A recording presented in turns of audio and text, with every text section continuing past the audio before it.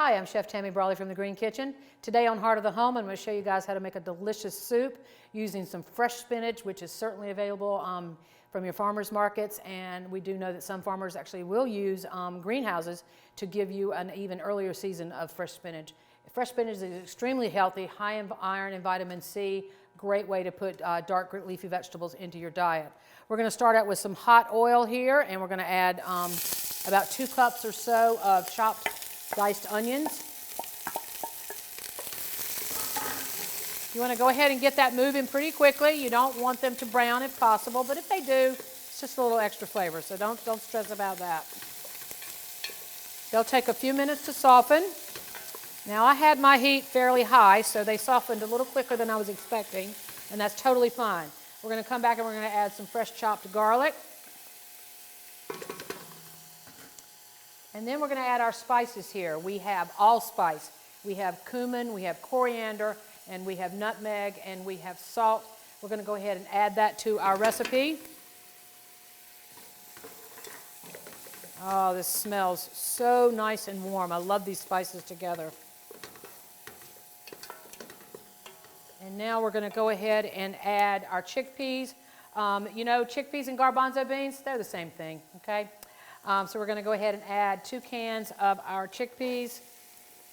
I will stress that sometimes taking the time to work with fresh beans and legumes, it does produce a lot of flavor. So if you do have an opportunity to work with fresh, feel free to do that. So we're going to go ahead and stir the chickpeas together with those spices and onions and garlic. And what I have here is vegetable stock, vegetable broth. This is technically a vegan recipe, but if you don't have vegetable stock in your house and you've got chicken stock and you've got all the other ingredients, go ahead and use it. It's totally fine. But if you do have some people that do need to be vegan, vegetarian stock's a great way to go. We're going to add about 2½ cups. And now we want these chickpeas to soften, so it's going to take about 20 to 30 minutes. All right, so our soup has been simmering about a half an hour. We want that to go until the chickpeas are somewhat tender.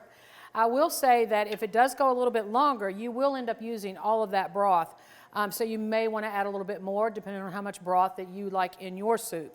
The other thing I kind of want to step away from on this recipe is it says a pound of spinach. That's a lot of spinach if you want to weigh it, that is. I usually just grab as many handfuls as I'd like. That it cooks down so darn quickly. So we're just going to put a couple of handfuls in here. I don't know, maybe 3 or 4 handfuls. We're going to go ahead and stir that up and see what that looks like. And you could take the time to chop the spinach if you want. I find that to be kind of really time-consuming and somewhat wasteful for the time I would like to put into it. That was about 3 good handfuls of spinach. I personally think that's enough based on the volume of the broth and the chickpeas. You want to finish this up actually with about 1/4 cup of fresh lemon juice. Lemon juice with the spinach is phenomenal. I absolutely love that flavor together. And then you actually do have a couple of tablespoons of olive oil to then drizzle in at the end.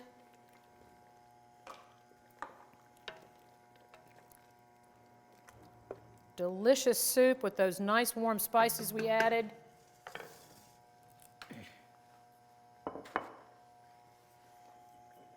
Especially with spinach still being in season this month. It's still going to be somewhat chilly out there.